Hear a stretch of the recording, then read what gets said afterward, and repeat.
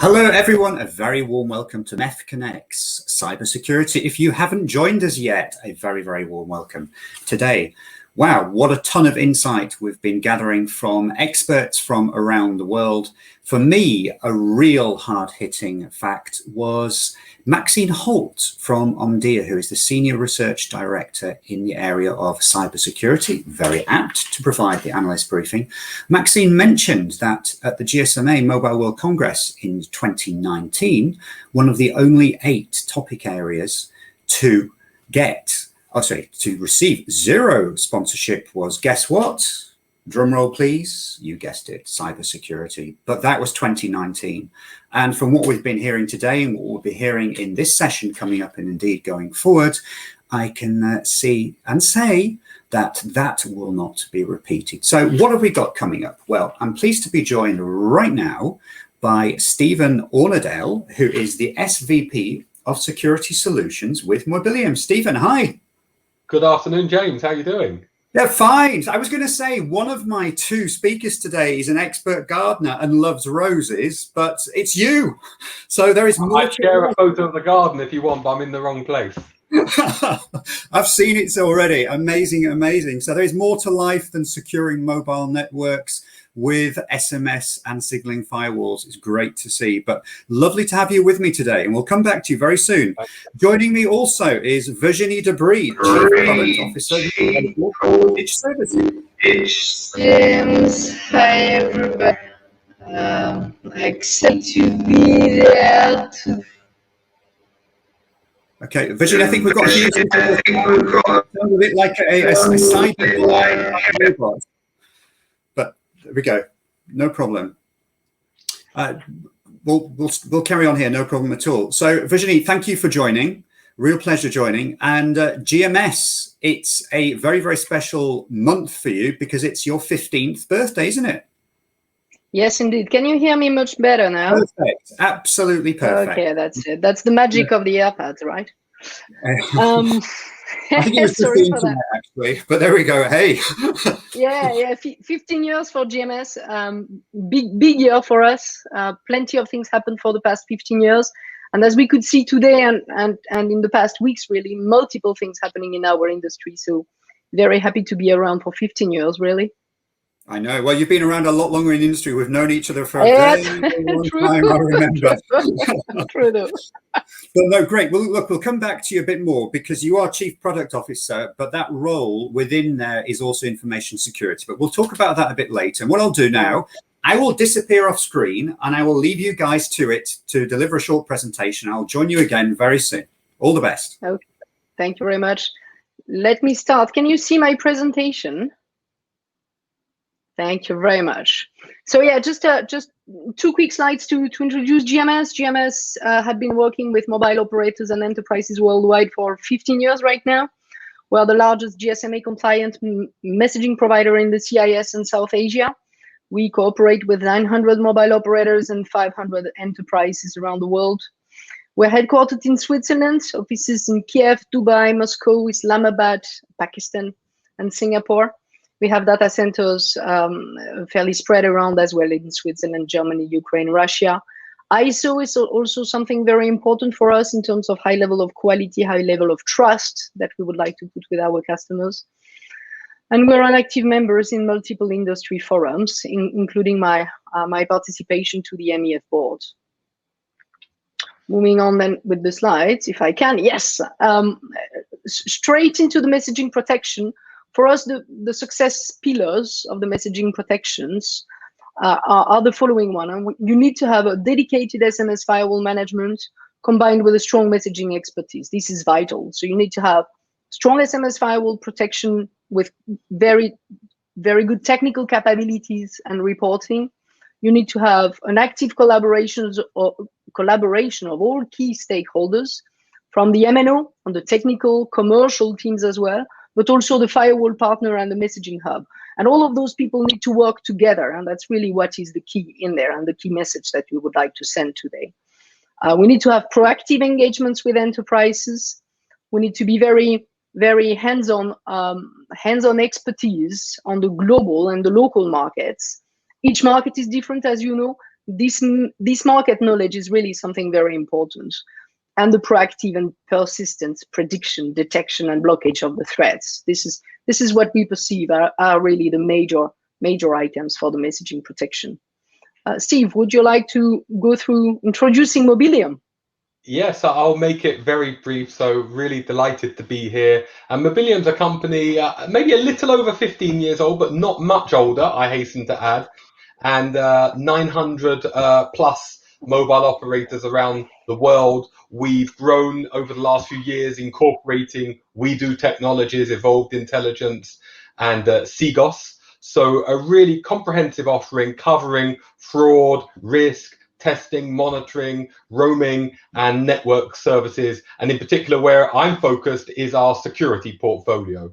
And if we just move on to the next slide, I'm really proud to share this with you. And just to give you a flavor of just how comprehensive our security offering is, where our firewalls are deployed around the world. And we just need to add Russia and China, and then the map will be very healthily painted. But nonetheless, for a product that launched in 2017, we're really proud, and I'm very proud of the amazing teams we have inside Mobileum. So on to the next slide, please, Virginie, and talking about how Mobileum and GMS work together.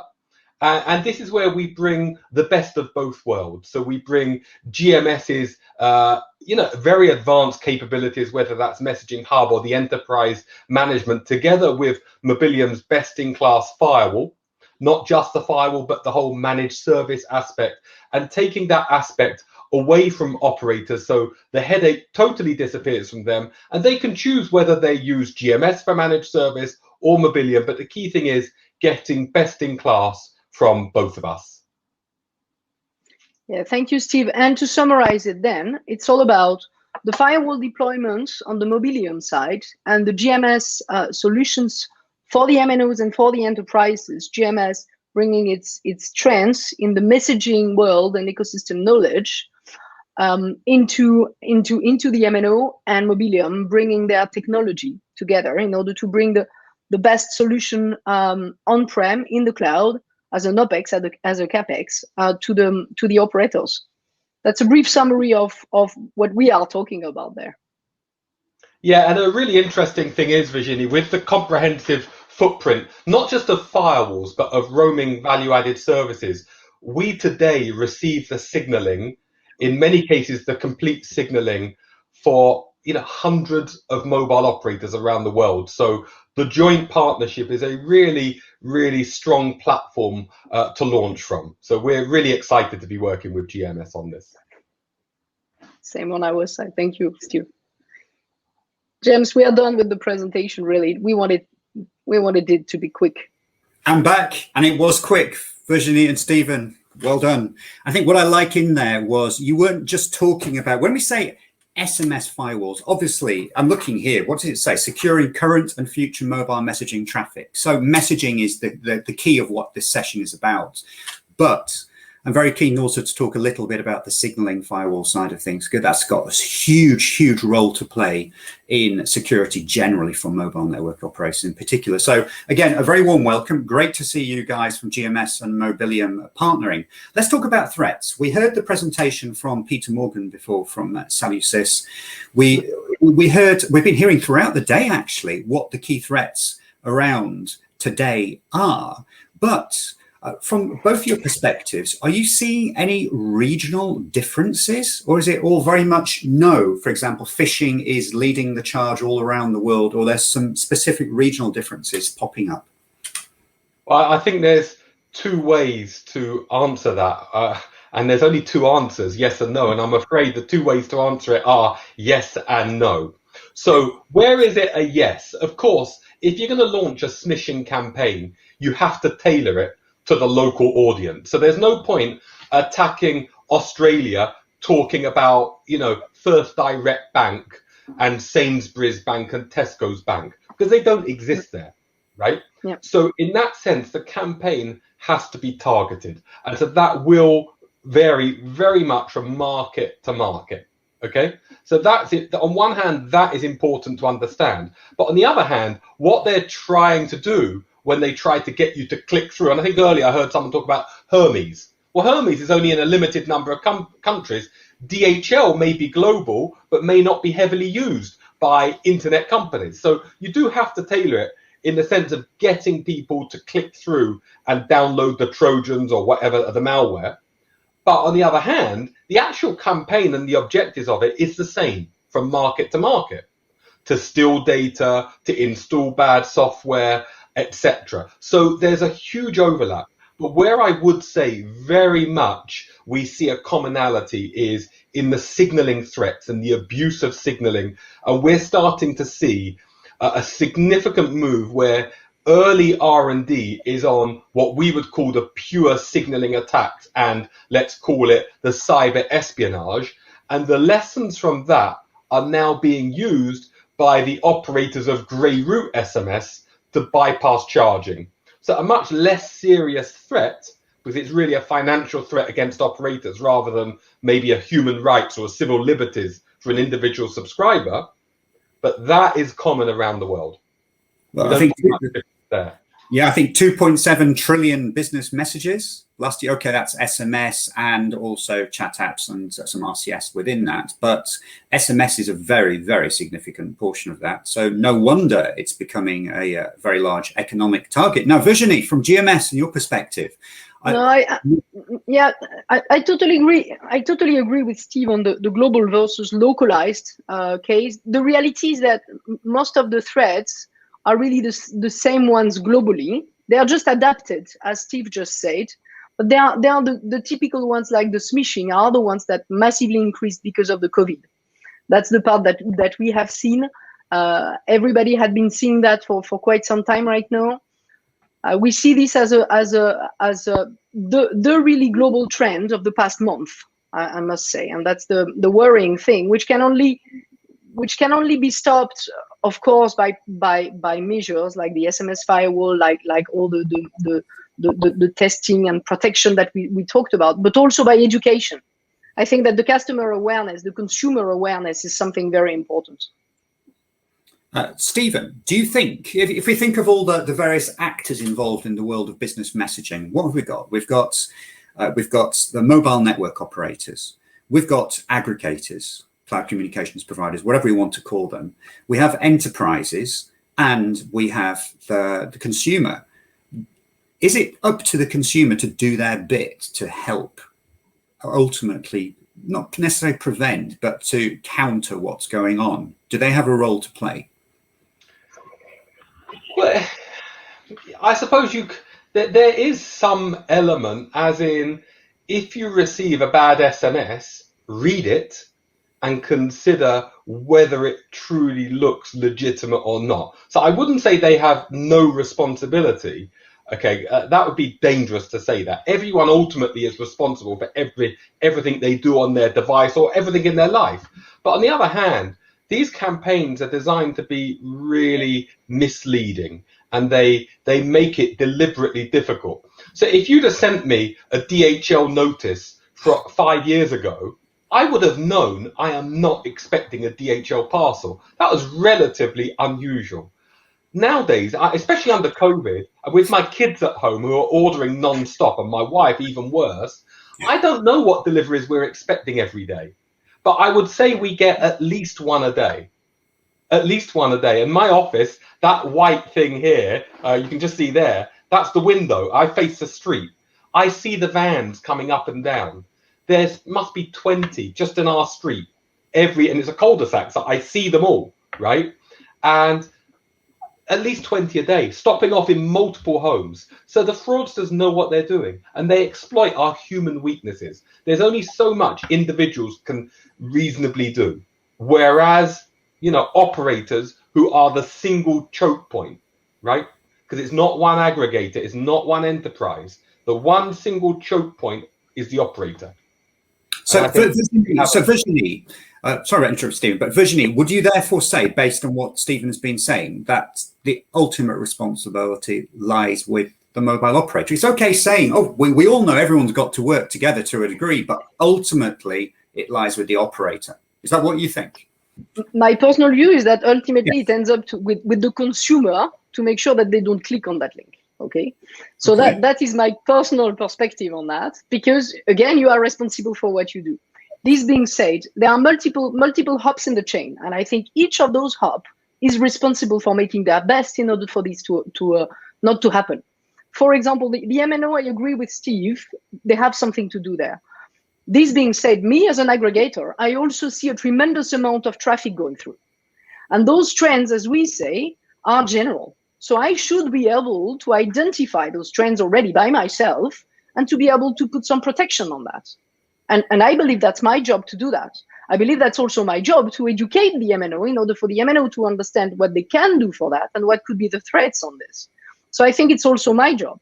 I also believe that it's also our job as aggregator to really help educating globally the market and making the market aware of that and improving the global ecosystem. And that's what we are doing there at MEF, right? That's what we are constantly talking about, you and me, James, only is how can we do this better? And I think it's too easy to put the blame on one person or the other. I believe that all the various hops in the chain have to make sure that they do their best in order to avoid that. That's my true belief. And as well as making sure that the MNO is protected. What could we do to educate the user, as I was saying? Because one of the key issue is that, and you were saying that I'm also in charge of the information security at GMS. And the funny thing is that obviously there are tons of similarities. We understand that. And one of the most complex thing is not to protect the message itself. It's not to protect the infrastructure. It's to protect the endpoint, as we call it in information security, right? The handset, the device. How could we can't, as aggregators or MNOs or providers or enterprises, we can't go onto the handset itself and protect it there. So that's really the tricky part. And that's where again, back to the education of the end users, back to the education of the people, I think it's important as well. I think, well, I liked what you said there, Virginie, as well. And consumers can't absolve themselves of everything and blame it on everything if they just click on absolutely everything they receive. But also, we as an industry have got to do something which gives them a way of reporting spam. So, for example, here in the UK, we've got the SMS sender ID registry where you can forward something suspicious to 7726, spells out spam. And Peter was talking to us from Celsius, which is essentially an Irish company, and the SMS sender ID registry setting up in Ireland as well as Singapore. So I think that's something that would be great replicated all around the world as a first point. I'm totally in agreement there. And I think it's also part of our job to make sure that we push our contacts within the various countries in order to adopt that, in order to work together towards it, because that's our job, to put people around the same table in order to solve that, because that's the point, right? We're gonna manage it only all together. And as the Celsius guy Peter, I think, said previously, is that that's important for all of us, because otherwise it's really damaging the trust that people have in SMS. SMS used to be a very trustful channel, and that's the weakness right now with all those this massive improvement of smishing because of those COVID situations that, as Steve was walking through. I think that's a real risk that we have, that people won't trust SMS anymore. No, I think it's also important to understand that there are some things that only the operator can handle. So when you look at abusive manipulation of signaling, okay, it's the operator that has to handle that. They have to put a firewall in. Now, if you put a signaling firewall in, the operator chooses whether to cover only international traffic, which is typically what most operators do, or cover domestic links, okay? You go cheap, you don't cover domestic links. We've seen our threat intelligence team, the guys in the researchers in the labs, have seen plenty of examples of abuse taking place exploiting number portability. So you have an international message that comes in, but it routes via a domestic interconnect partner because of portability, or it purports that there's portability, even if none has happened, and will route over a domestic link and bypasses the controls. So operators are only responsible for putting a firewall in, and they are the ones who make a decision, the scope of it. And that's nothing to do with a consumer.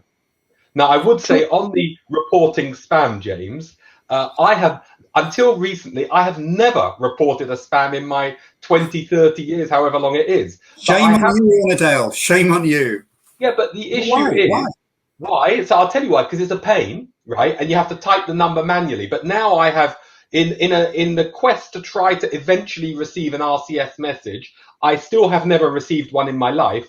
I installed the Google messaging app, and whilst I still await that first RCS message, it's fantastic for handling spam. So first of all, it identifies the spam pretty well. I'd say it's about 90% there. But when I report a spam message, it sends the message to report it and then sends a follow-up with the originator's ID automatically.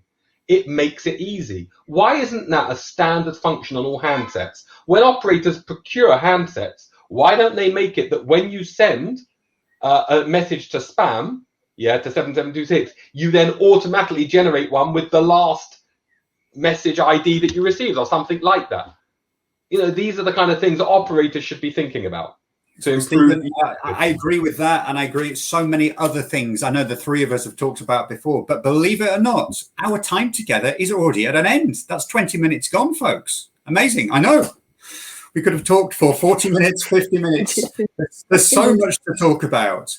But I'd like to thank Stephen Ornadel from Mobileum, Virginie Debris from GMS. It's been a real pleasure speaking with you. And next up, my colleague Paul Eccles is back. And it kind of reminds me of Hamlet and my English literature studies, but it's not, it's basically to trust or not to trust. And that really is the question. So next up with Paul Eccles, looking at the importance of securing the chain of custody. That's me, James Williams, over and out. Thank you very much all, and enjoy the rest of cybersecurity. Bye. Take care.